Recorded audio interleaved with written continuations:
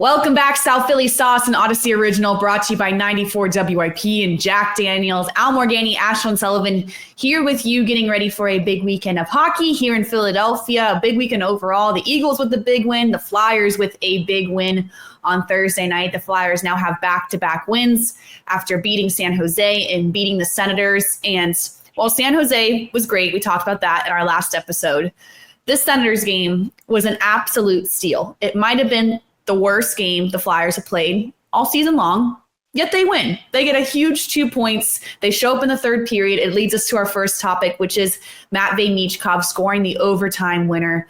It made no sense at all, and that's how we call it magic, because it was rather magical how they somehow, some way won that game out.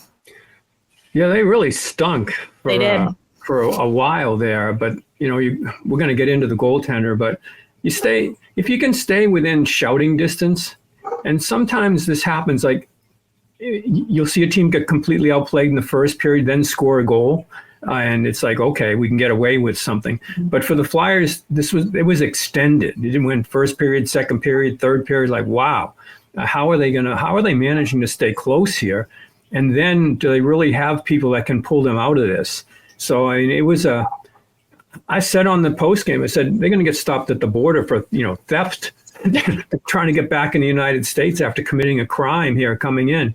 But that just shows you, just stay close enough. But I think, Ashlyn, the real lesson is that they have people that can strike quick. Across the way, we're listening to the crowd at a football game with the Eagles can strike quick with their receivers.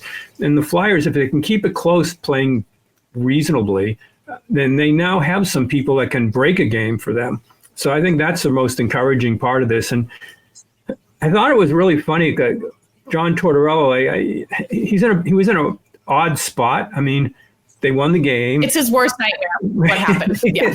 They won the game. They played a game for most of it. It didn't look like they'd been coached, and they still managed to get away with it. So good on them for getting the point. But I guess you can look at it as a coaching staff as the best possible world too, because you get a couple of points, and you get a whole long video of teaching what we did wrong, how to make it right.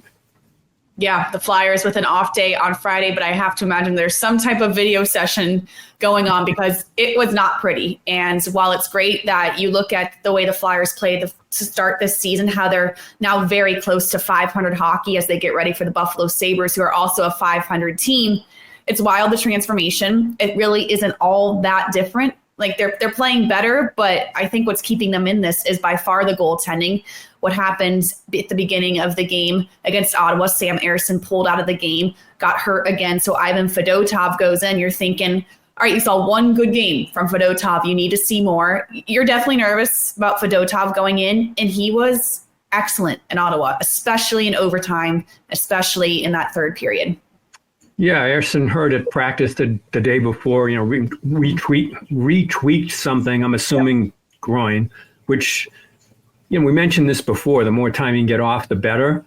But then Kolosov gets hurt. And I got to say, when we found out Fedotov was playing, I was like, man, I don't know about this. This could get dicey, because to be honest, he looked out of place. His first few starts, and it was like, and not just us, I mean, everybody. It was like, like he couldn't play in the league out of place. Right. It's like, or he needs serious time in the minors to adjust to this North American game. And I'm wondering how much of it was, another Russian or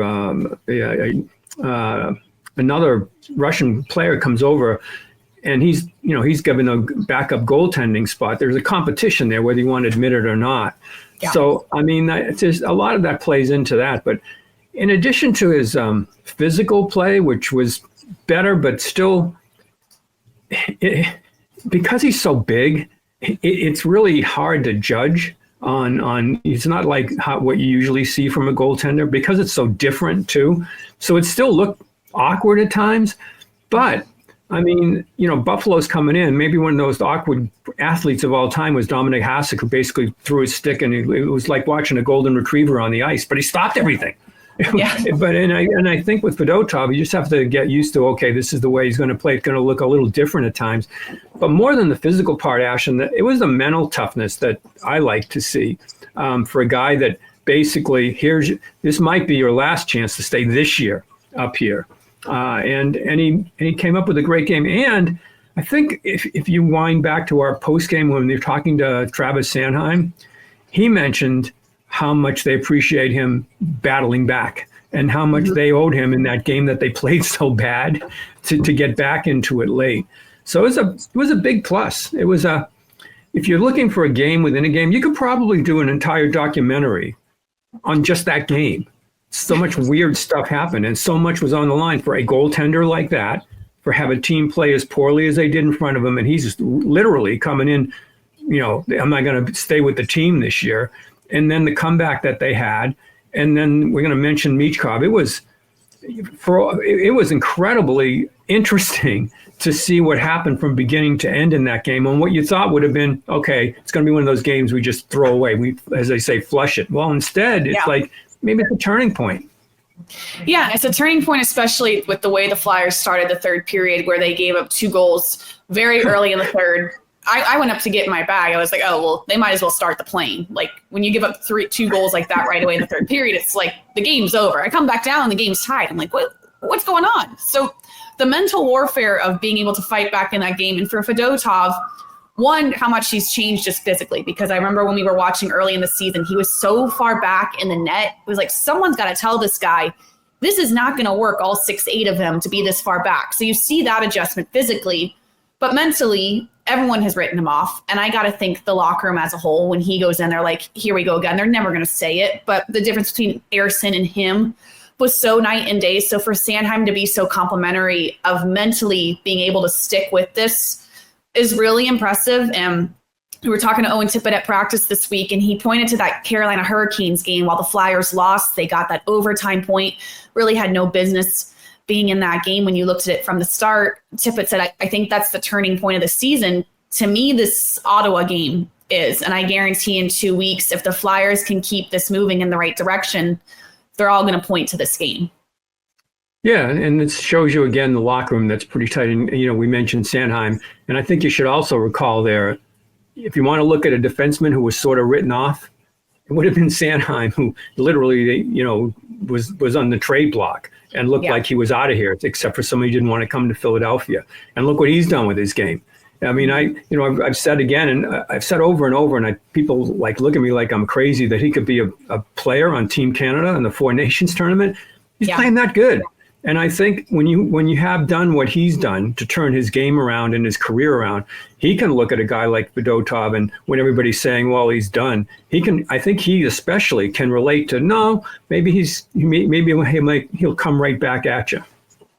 Yeah, absolutely. You mentioned Matvei Michkov, excellent, that overtime winner. And as a whole, now we look going forward this weekend, there's a lot of lineup changes going on this week. We had Sam Ersson and Sean Couturier unable to play on Thursday. So now we look forward to Saturday's game at home, the next 6 games at home at the Wells Fargo Center. And now you hope, it was encouraging because Cam York made the trip to Ottawa. So that shows how close he is. They wouldn't have brought him if he wasn't close. He didn't play. Got to think he most likely plays on Saturday. It's Eric Johnson's 1,000th game. He's going to play on defense. You hope Sam Ersson can get back in there, but now you're wondering who is the odd man out on defense. It's a great problem to have because I don't think there's anyone that's glaring. A lot of people would have said Emil Andre, a couple weeks ago, no shot. I think they take him out. So unfortunately for Zamula, who I think we all can agree needs more ice time, to me is going to be the odd man out here. It could be, but it is all of a sudden a quote nice problem if you want. The fact that Andre's played so well offensively that I don't think you can take him out of the lineup. Johnson, as you mentioned, 1,000th game. I think he would be. I mean, he knows why he's here. It's not like an every night thing. And Zamula will get some chances to get his game up and running again. So I think and don't forget, Drysdale. Yeah. So I mean, we'll see there. I mean, when you see Andre play, to me, it's nice to have options with young defensemen or watch them grow. And I look at this. I know a lot of people looking at Zamula and Andre. I look at it when Drysdale's coming back and go, you're supposed to be the A1 here. And let's see what happens when you come back from injury if your game doesn't step up a level. Sometimes competition within is pretty good. You want that. I mean, you want a tight locker room, but that creative tension to get your spot back, if you will. That's why I look at it as a good problem to have. Because, Drysdale, I don't know if it was by injury or whatever, but he was underwhelming in the games early. And Andre, you can live with some of those defensive mistakes because he's so creative in getting the puck up ice, and he's made a pretty big impact. So I look at it as like, yeah, there's a bit of an issue on who's going to sit at what time and who's going to be in that lineup and who's going to be on the number one power play, and York coming back. But I look at it like, it's a pretty good collection now of guys that aren't too old coming in and presumably can be a big part of your future. Big time. And while that is all positive, good problems to have, it is time for a segment that we haven't done in a while, which maybe is a good sign because there hasn't been that many guys lost. But lost in the sauce, there are two glaring characters in this lost in the sauce. And Al, you definitely have the biggest one. Yeah, Morgan Frost, we mentioned that, Fedotov comes up, he's got his chance, or Andre, and you take advantage of it. And Frost gets a chance again. Couturier's out of the lineup, and played all right, but not impactful. And that's what I think you're looking for him. And chance after chance, and even if you've covered John Tortorella for any number of years, when he said he wasn't going to coach him the same, I think that was a warning sign to me. Like I pushed, and it almost had a sound of, it is what it is. Yeah. Kind of like that. I'm not giving up on a player, but I may have, that might be the limits on what we can get. And maybe it's a player that change of scenery does him good. The effort's there all the time. Willingness, listen. But once you get on the ice, you have to make that impact when you have those opportunities. And I don't know that covering the league, 30, 40 years, that I've seen a guy here get that many chances. Mm-hmm. And he's got another one here. We'll see. There are times, I think, when he didn't score on a shootout, because that was like that weird move he has to slow it down and then scores. Like, man, that had to hurt confidence a little bit. After watching Fedotov and so many, it's hard to say, well, maybe we're at the end here. But I think he's I think he's nearing the end of opportunity here in Philadelphia.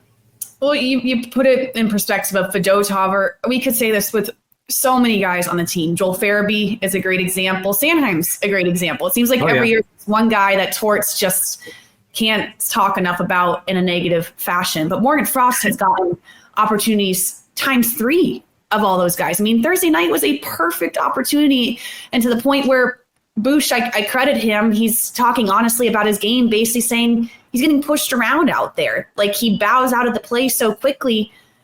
I don't know how you teach that. I don't know how you fix that, or that's just the type of player he is, but he just goes unnoticed. And then you see an opportunity for him to get involved in the play, and it's almost like he bows out, like he doesn't want to be involved. Yeah, and it's not like he's he's smaller when you look at him, but he's strong. He should be stronger on the on those plays. Like, look at Cam York. Cam York's smaller than him and a total different style of play.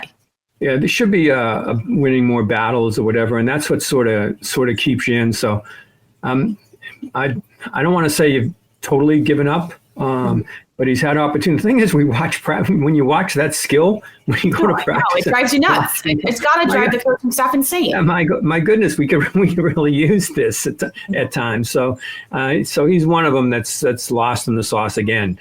Yeah, and it really stinks because he's an awesome guy. Like, he's the best guy in the locker room to talk to, such a nice guy. And it's like you pull for him, you push for him because you see that potential, and it just isn't translating to the ice. And I think a bit of a different example of that is Tyson Forrester, where last year he was excellent. It was so clear he was going to stay with this Flyers team. He was going to make a major impact. They couldn't say enough good things about Tyson last year. And frankly, he's just gone completely unnoticed this season. I mean, I don't think we've even mentioned his name in a post-game show so far this year, to the point where John Tortorella this week really called him out in a press conference saying, if he doesn't see something soon, decisions are going to need to be made. And I took that as he's going to become a healthy scratch. You took it as maybe being sent down, maybe being traded, which is it was a pretty bold statement. And, to get benched, we'll see what happens. But you're right. I thought he played better in Ottawa. Mm-hmm. And I think the thing that he has that can help him get out of the doghouse, if you will, or out of his own way, is it's not scoring goals, which we know he's got that shot, and that we thought was going to be the next level. But what made him so valuable last year was, as a young player, when you watch what Michkov's going through, as a young player, he didn't make those mistakes. He was in the right place. So, I mean, that was that was why they liked him so much, because he made the good defensive plays. I mean, when you want to compare, Michkov comes in as the big name this year, right? And we saw that unbelievable overtime goal to beat Ottawa. And it's like everything you wanted, right? But he got benched because there were some defensive lapses. There's some issues that were going on with him. Gets benched for a couple of games, comes in, and then just has that spectacular goal against Ottawa. Forster doesn't necessarily have that high end, but he does have to play through the 60 minutes good hard hockey against the wall. That's what I think John Tortorella is so upset about. He's upset that, okay, maybe he's not getting those goals with a shot that really should get him more goals. However, what really is driving him crazy is, why can't he play that good, solid defensive game too? Yeah. Why is that kind of evaporated from his game? If you're Matvei Michkov and you score a goal like that, to me, you can make like 9 defensive mistakes, and it's like, okay, and you're good for it. Yeah. I can live with this because ain't many people on the planet that can do that. Mm-hmm. But when you're forced to, you have to play that tough game, especially when that earned you the spot, and you can't let that slip at all. Yeah. It has been unfortunate for sure for Tyson Forster, but like you said, played a little better in Ottawa. So maybe this homestand, something happens. It'd be great to see, because we know the potential there. And the Flyers, the next 6 games at home at the Wells Fargo Center, they've absolutely played better on the road. At times they look like a different team on the road, especially that power play. It's very important that this clicks. And these all games coming up: Buffalo, Colorado, Carolina. While tough, you played them hard just a couple weeks ago. These are all winnable games. I mean, Buffalo is a 500 team. Colorado struggling below expectations so far this season. It's definitely doable. It's doable, and there will be, Ashlyn, there should be an excitement level. I don't want to make too much of one goal, but let's face it. We pumped up Michkov's tires so much coming into this year. Mm-hmm. And, it's good start with his number of points. But that goal will be played over and over. Just people didn't, the Eagles played. A lot of people's eyes were on the Eagles, right? But with social media and all the highlights that we have and that goal they're going to see. And I think there's going to be an appetite for that when the Flyers come home. So, I mean, I think that's going to be, it's going to be a crowd that's anticipating some exciting hockey, but Konechny, Michkov, whomever that's going to come in. So I think that there's that element that we've seen a couple of home dates here where there hasn't been much in terms of offense. I think it's going to be a crowd that's coming in demanding to see something special. That's the hope that the Flyers deliver, that's for sure. And that is South Philly Sauce, an Audacy original brought to you by 94 WIP and Jack Daniels. We will recap that weekend game on Saturday early next week. We'll see you then.